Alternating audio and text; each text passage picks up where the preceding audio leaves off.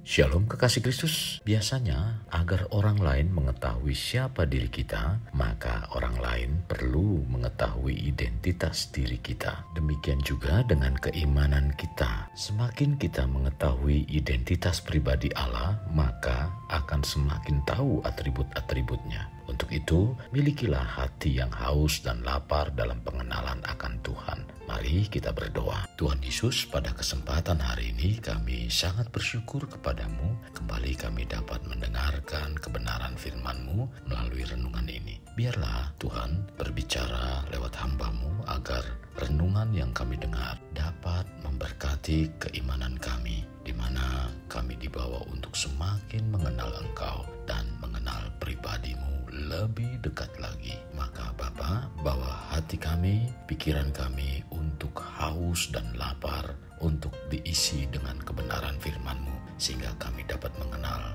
pribadi-Mu lebih intim. Terima kasih Tuhan Yesus. Kami mau siapkan hati dan pikiran kami untuk menerima kebenaran firman-Mu. Dalam nama Tuhan Yesus kami berdoa. Amin. Melekat dalam Tuhan bertema jati diri Allah. Firman Tuhan terdapat dalam Yohanes 10 ayat 30, demikian firman-Nya. Aku dan Bapa adalah satu. Kekasih Kristus, kita sudah mengetahui bahwa Allah adalah pribadi, di mana terbukti bahwa jati diri Allah tidak dapat diterima oleh definisi atau pengertian secara ilmu pengetahuan apapun. Tidak sedikit para ilmuwan berupaya untuk memberikan pengertian yang masuk akal atau rasio tentang Allah. Bila kita mencari jati diri Allah secara akal, berarti kita harus memulai usaha pencarian dengan menggunakan rancangan yang lebih tinggi dari akal atau rasio, karena di dalamnya Allah hendak diselaraskan dengan rancangan-rancangan lain menurut akal. Allah yang kita sembah tidak dapat digolongkan Allah dengan Allah-Allah yang ada menurut akal atau rasio manusia. Sebab Allah yang kita sembah bukanlah salah satu golongan atau kelompok dari sejumlah golongan atau kelompok Allah-Allah yang kemudian dapat dikelompokkan dalam satu jenis atau golongan. Alkitab tidak pernah bertindak dengan sebuah konsep abstrak atau tidak jelas tentang Allah, tetapi selalu menyebut sebagai Allah yang hidup, yang masuk dalam berbagai hubungan dengan ciptaannya yang menunjukkan berbagai ciri atau karakter berbeda. Kekasih, bila kita berbicara tentang pribadi Allah, kita dapat membaca di Alkitab bahwa Allah diumpamakan dalam hikmat yang menceritakan tentang hakikatnya, tercatat dalam Amsal 8.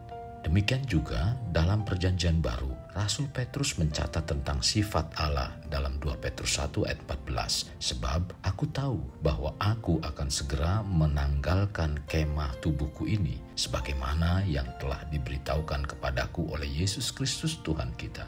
Berdasarkan ayat ini, esensi atau hakikat Allah ditemukan dalam keberadaan itu sendiri dan merupakan suatu keberadaan yang abstrak atau tidak berwujud. Tentang esensi Allah, kita mendapatkan penjelasan dalam Yohanes 4 ayat 24. Allah adalah roh, dan barang siapa menyembah Allah, ia harus menyembah dalam roh dan kebenaran. Secara keseluruhan, Alkitab tidak meninggikan satu atribut, maksudnya ciri atau karakter Allah, dan merendahkan ciri-ciri atau karakter-karakter yang lain. Akan tetapi, Alkitab mengemukakan semuanya sebagai ciri-ciri atau karakter-karakter yang ada dalam keselarasan yang sempurna dari jati diri Allah. Jati diri Allah ditandai oleh kedalaman dan suatu kemuliaan yang jauh di luar jangkauan pemahaman kita sebagai manusia, dan Alkitab menjelaskan sebagai keselarasan yang mulia secara keseluruhan tanpa adanya kontradiksi. Kita tetap percaya bahwa Allah dalam eksistensinya tetap tidak bisa dijelaskan secara lengkap. Sekarang, mari kita mengenal jati diri Allah dengan baik dan benar. Kekasih, kita dalam mengenal jati diri Allah atau identitas Allah yang merupakan pribadi, maksud dari pengertian pribadi Allah merupakan sesuatu yang berbeda dengan pengertian pribadi kita secara umum. Pribadi yang disematkan pada Allah adalah rumusan doktrin yang dilakukan oleh bapak-bapak gereja. Identitas Allah yang kita sembah adalah Allah Tritunggal, dan itu merupakan pengakuan iman kita sebagai orang Kristen. Dalam pengakuan iman dan perumusan Tritunggal, sesungguhnya pada pertama kali tidak menggunakan kata pribadi. Kata yang digunakan oleh Bapa Gereja untuk menyatakan kata pribadi dalam doktrin Trinitas ini adalah hipotesis, artinya pendapat atau pandangan pada sesuatu yang dianggap benar, sering disebut sebagai rumusan doktrin. Jadi, Trinitas tidak berbicara mengenai 3 pribadi Allah yang menjadi satu, tetapi satu Allah yang dikenal dalam 3 pribadi. Maka kita perlu mengenal pribadi Allah dari apa yang dinyatakan dalam Alkitab itu sendiri. Dalam setiap pribadi ini ada sifat-sifat unik yang tidak dibagikan atau terdapat pada pribadi lainnya. Kekasih, rumusan doktrin tentang jati diri Allah Bapa adalah Allah yang menjadi Bapa dari segala sesuatu yang sudah ada sejak semula, yang ada dalam terang, yang tidak terhampiri, yang tidak kelihatan. Alkitab menyatakan dalam Keluaran 33 ayat 20, lagi firman-Nya, engkau tidak tahan memandang wajahku, sebab tidak ada orang yang memandang aku dapat hidup. Dalam Yohanes 1 ayat 18a, tidak seorang pun yang pernah melihat Allah. Dalam 1 Korintus 8 ayat 6a, namun bagi kita hanya ada satu Allah saja, yaitu Bapa, yang daripadanya berasal dari segala sesuatu dan yang untuk Dia kita hidup. Dalam Maliaki 2 ayat 10, bukankah kita sekalian mempunyai satu Bapa? Bukankah kita satu Allah menciptakan kita? Kekasih, dalam ayat-ayat tersebut kita mengetahui bahwa Allah Bapa adalah pribadi yang menjadi mula dari segala sesuatu, yang ada sejak semula, yang tidak muncul dari siapapun, dan Dia adalah Allah yang tidak kelihatan, yang tidak bisa dijumpai dan menyatakan dirinya lewat firman-Nya dan Roh-Nya. Jadi bisa dikatakan Allah Bapa adalah Allah yang tidak dilahirkan atau unbegotten God, yang sejak semula ada dan ada dengan sendirinya, yang tidak dilahirkan atau keluar dari manapun, yang melahirkan firman Allah dan memiliki Roh-Nya yaitu Roh Kudus. Lalu rumusan doktrin tentang jati diri Allah Putra adalah firman Allah, Logos Allah atau pikiran Allah, yaitu pernyataan diri Allah kepada segala sesuatu menjadi gambar dari Allah yang tidak kelihatan, yang keluar dari Sang Bapa sebelum segala sesuatu. Filipi 2 ayat 5-7, hendaklah kamu dalam hidupmu bersama menaruh pikiran dan perasaan yang terdapat juga dalam Kristus Yesus, yang walaupun dalam rupa Allah, tidak menganggap kesetaraan dengan Allah itu sebagai milik yang harus dipertahankan, melainkan telah mengosongkan dirinya sendiri dan mengambil rupa seorang hamba dan menjadi sama dengan manusia. Dalam Kolose 1 ayat 15-17, Ia adalah gambaran Allah yang tidak kelihatan, yang sulung, lebih utama dari segala yang diciptakan, karena di dalam Dialah telah diciptakan segala sesuatu yang ada di surga dan yang ada di bumi, yang kelihatan dan yang tidak kelihatan, baik singgasana maupun kerajaan, baik pemerintah maupun penguasa. Segala sesuatu diciptakan oleh Dia dan untuk Dia. Ia ada terlebih dahulu dari segala sesuatu, dan segala sesuatu ada di dalam Dia. Dalam Yohanes 1 ayat 18, tidak seorang pun yang pernah melihat Allah, tetapi anak tunggal Allah yang ada di pangkuan Bapa, Dialah yang menyatakannya. Dalam Yohanes 8 ayat 42, kata Yesus kepada mereka, jikalau Allah adalah Bapakmu, kamu akan mengasihi Dia, sebab aku keluar dan datang dari Allah, dan aku datang bukan atas kehendakku sendiri, melainkan Dialah yang mengutus aku.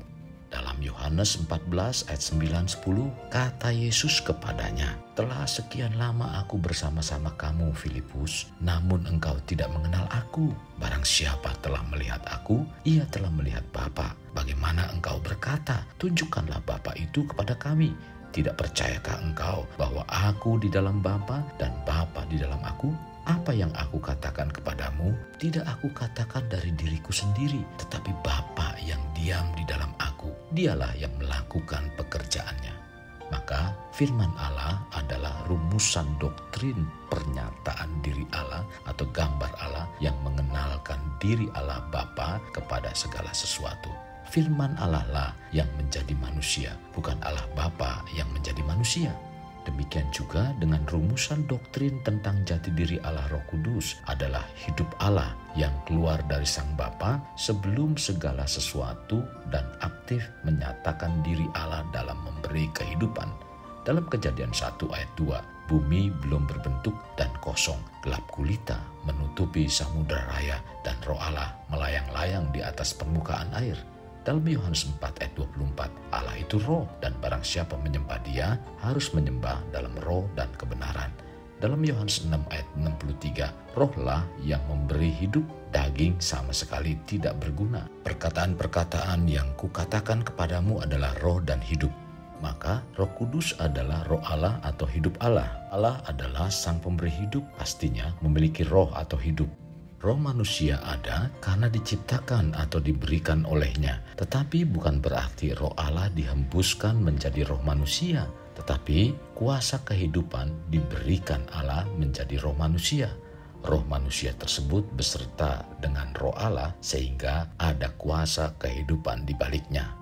Kekasih Kristus, untuk memahami rumusan doktrin jati diri Allah Tritunggal yang kita imani adalah hanya ada satu Allah, yaitu Bapa yang ada bersama Firman dan Roh-Nya yang dipuja dalam satu nama, sebagaimana tercatat dalam Matius 28 ayat 19. Di dalamnya hanya ada satu kuasa, satu kehendak, tidak terbagi dan tidak dipisahkan. Allah tidak terbagi-bagi, Dia sempurna. Maka dari itu, Dia memiliki eksistensi atau keberadaan Firman dan Roh.